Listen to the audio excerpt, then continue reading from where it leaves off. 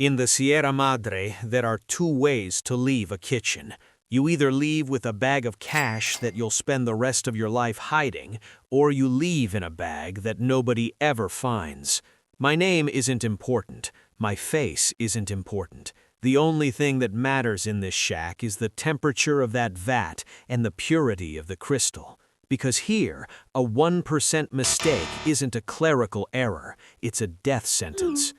You don't wake up to an alarm here. You wake up to the sound of a radio clicking and the suffocating smell of diesel.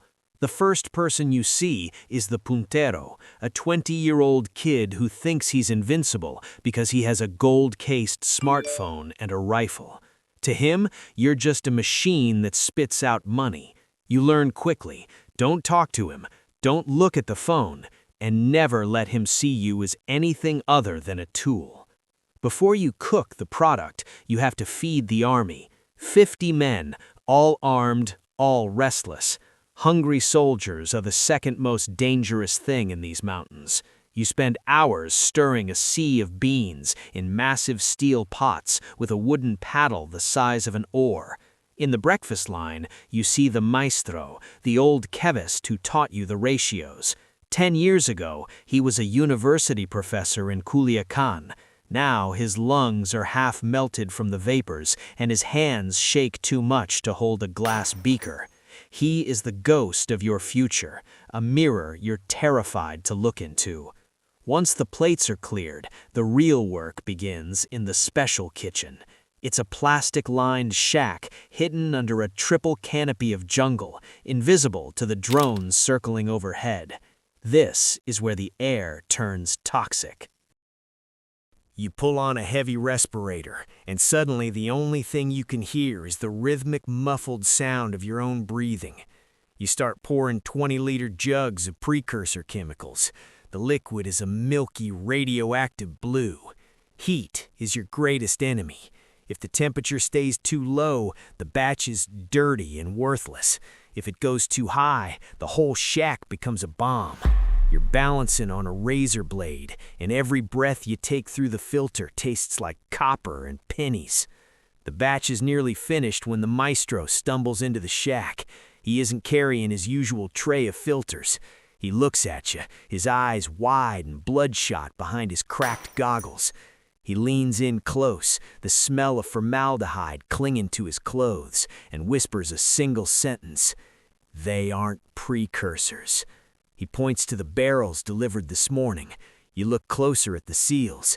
They aren't from the usual chemical plant in Guadalajara.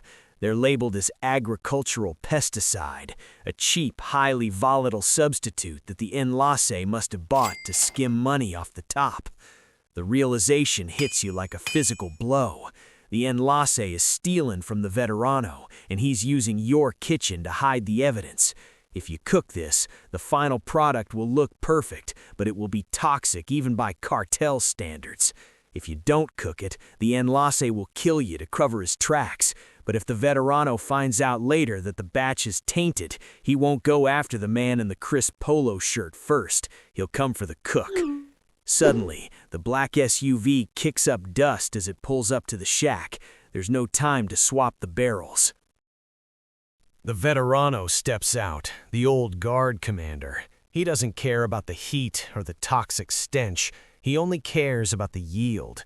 He walks to a drying tray, picks up a translucent crystal from the new batch, and holds it against a flashlight. Your heart hits your ribs like a hammer.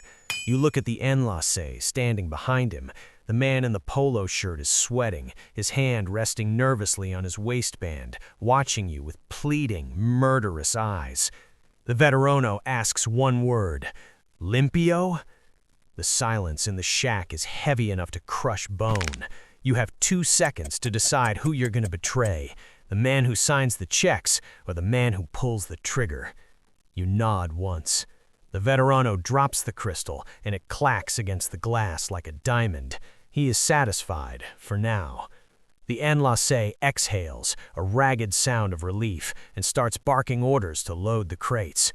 By Thursday, this batch will be in Los Angeles. By Friday, people will start dying from the pesticide impurities, and the veterano will be looking for someone to blame. But by then, you hope to be deep in the canyons. As the sun sets behind the jagged Sierra peaks, you sit on a crate eating a cold tortilla with fingers stained yellow from chemicals. The world sees the headlines about kingpins and billionaires, but they don't see the ghosts in the kitchen. You aren't building an empire, you're just trying to pay the Sierra tax. And that tax is paid with your life, one batch at a time. Tomorrow, the sun'll come up, the pots'll boil, and you'll do it all over again, if you're still alive to see the sunrise. You just have to pray the wind doesn't change.